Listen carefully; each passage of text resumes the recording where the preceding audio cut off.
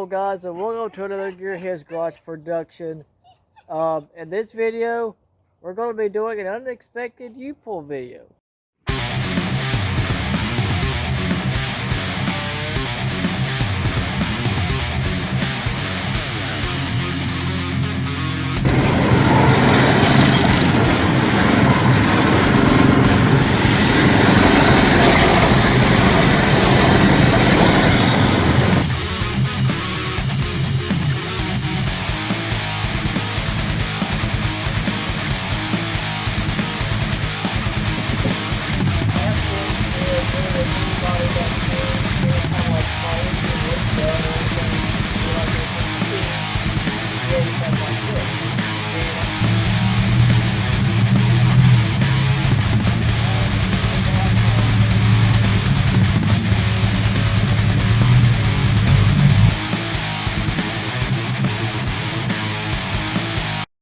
So, yeah, I was not expecting to be doing a U-pull video this video.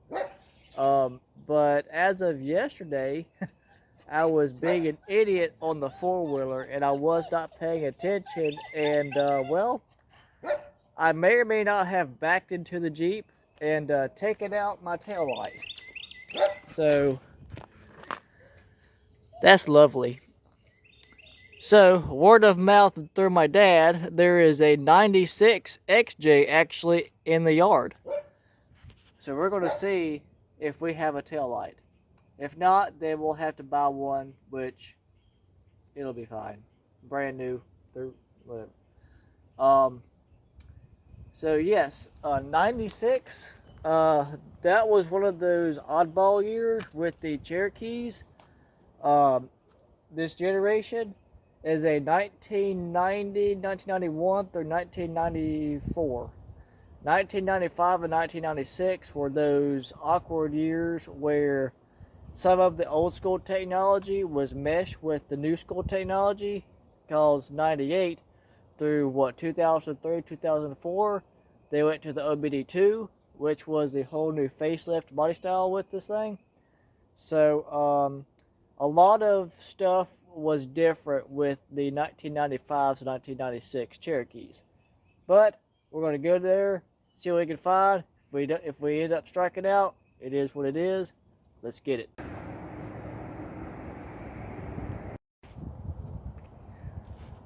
So I think we found our Cherokee.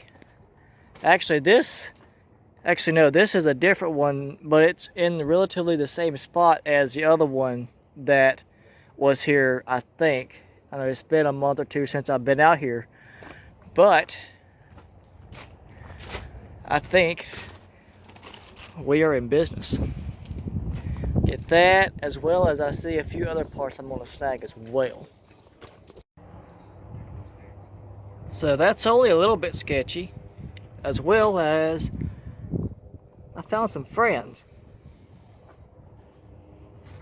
Just stay away from them.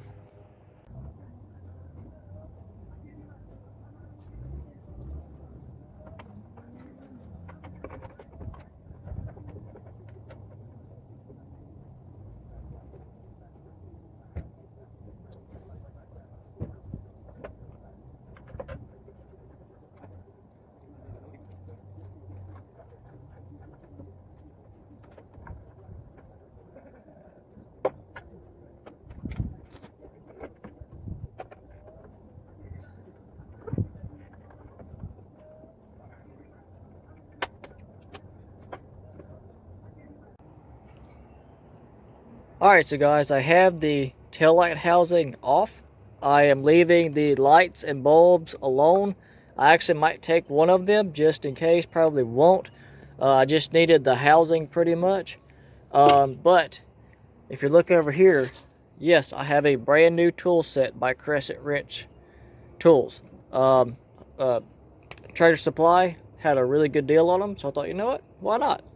So, now I do not have to worry about finding the right size or whatever, because it's all right here.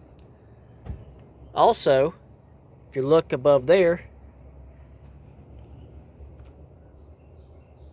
I'm taking that because mine's broken and it's very rare that you find one intact. So guys, we are all packed up. That is pretty much what we're going to be taking this go around. We have the center console lid, which mine has them two pieces right there broken off. I will show y'all when we get back.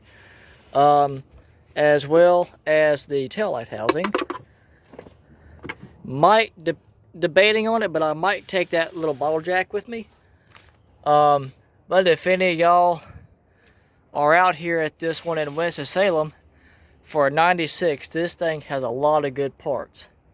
You know, nothing real majorly scratched up. For instance, got a good condition gauge cluster bezel. We have an extremely nice window visors. I mean, these things look better than, honestly, mine. So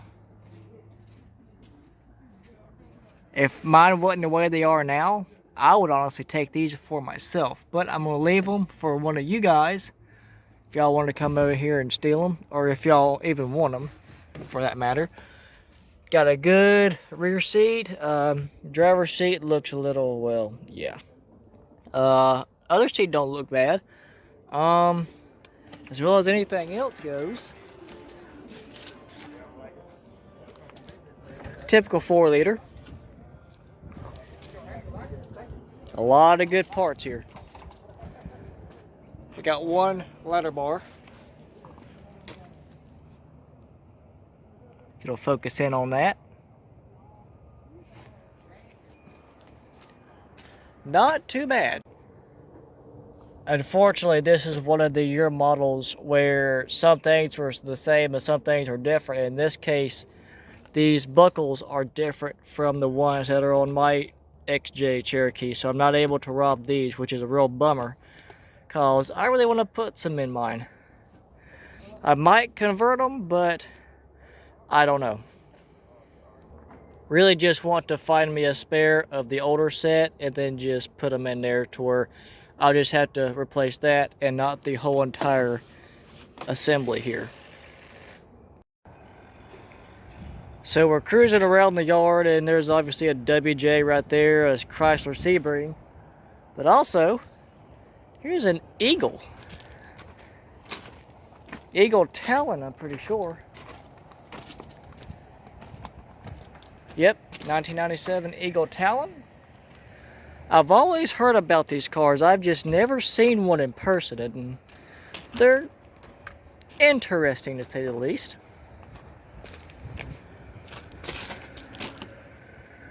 The engine bay of it. It's rather seen some better days, but still interesting at the most.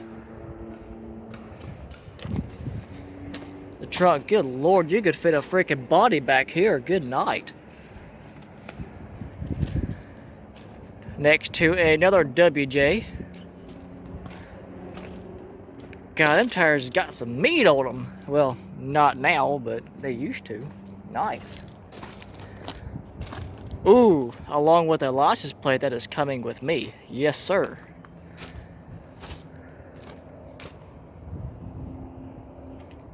Interior's not too bad. Digging the mossy oak seat covers. That's a little creepy.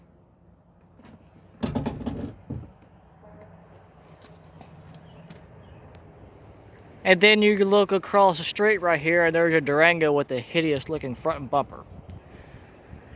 Why? Why would you do that?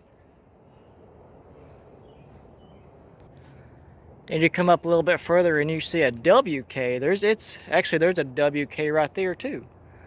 It's really been a minute since I've seen one of these in the yard. And as you can obviously tell, I think the door's seen a little bit better days. So here we have a Dodge Durango with a boat oar holding the hatch up. That's relatively interesting. But this is a Durango with a 5.9 motor RT. So that means that they have these snazzy looking wheels. I really like these wheels. I don't know why, but they're just cool. And it's the RT package, the Durango 5.9. With the boat oar. That's something. Alright. Alright, so guys, we had just left the yard. Fortunately, we got everything plus a little bit that we were going in for. Saw, obviously, that Cherokee. Actually, we saw a lot of Durangos and WJs, Grand Cherokees. Really good time out here today. Go back to the house and install that headlight, install that tail light. Alright, so guys, we're back at the house, and we're going to go ahead and replace this here tail light, because I don't exactly feel like driving around with a busted tail light anymore. So, let's go ahead and get that one off and pop this one on. Now, unlike at the U-Pull, where I seemingly forgot my power tools at the house, we now have power tools, so this is going to go much faster. First off, you have a 10mm socket, deep well. We have 3 10mm bolts right here. Take them out. That's tightening. There we go.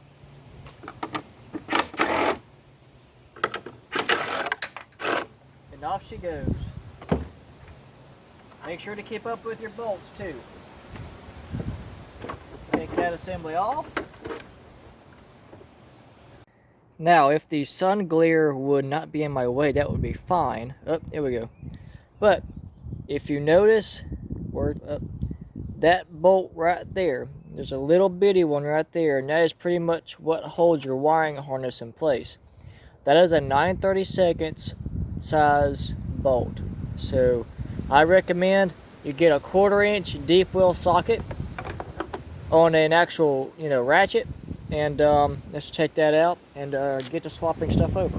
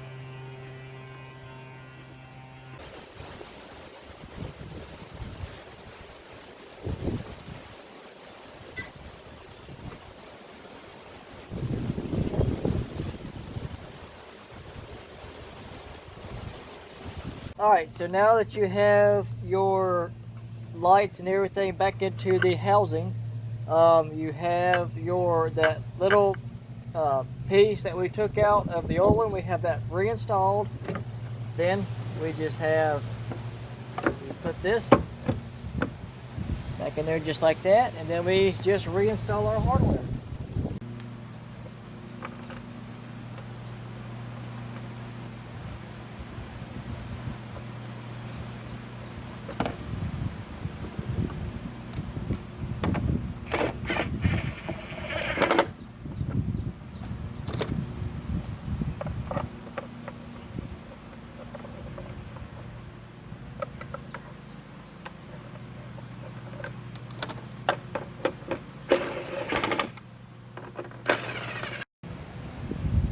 Out with the old and with the newer. Now for the center console lid, on the Cherokees, on the older ones in particular, as you can tell, these, see the difference? These are really bad about just snapping off, and as you can tell, it just leaves this bracket right here. So we have these, and actually I think I can take this apart and just swap the cushions over, but we'll see. See what I feel like doing. I won't really film me putting this on because it's honestly just two Phillips head screwdrivers. You take it out and you put it back in. I mean, it's not that hard. So guys, I hope you guys liked this unplanned trip to the U-Pull. Had a lot of fun filming it. Saw a lot of things, and yeah, let's just say next time I'm going to be a lot more careful with the four-wheeler. I kind of got cocky, and well, this is what happens when you get cocky, I guess. So yeah, with that being said, I hope you guys liked this video. If you did, give it a big thumbs up. Subscribe to the channel if you haven't already. Till next time, Gearheads Garage out. So guys, editing this video, I wanted to drop in real quick at the end and say that I know you guys see me going to the U-Pull and stuff like this in the video during this, phase that this nation is going through. And I just wanted to come in and say, yes, I am, doing my part, making sure that, I'm washing my hands, sanitizing my hands, whatever have you. I'm keeping my distance, yada, yada, yada, doing what I gotta do, wearing, what I find appropriate as far as PPE, personal protective equipment goes, as far as that goes. But yeah, we're all in this together. I'm not going to say staying at home because, in my opinion, that is completely overrated because obviously not everyone listens to that anyhow. So with that being said, and especially if you are an off-road enthusiast like myself, I know Uwari and a lot of the other known trails are closed, but a lot of the other less known but still active trails are open. It kind of makes it hard for us to actually stay home when we know trails are open. So, but anyway, I mean, just, stay safe out there, y'all. Make sure you're doing what you're supposed to be doing. Don't do anything stupid, and we'll catch you later.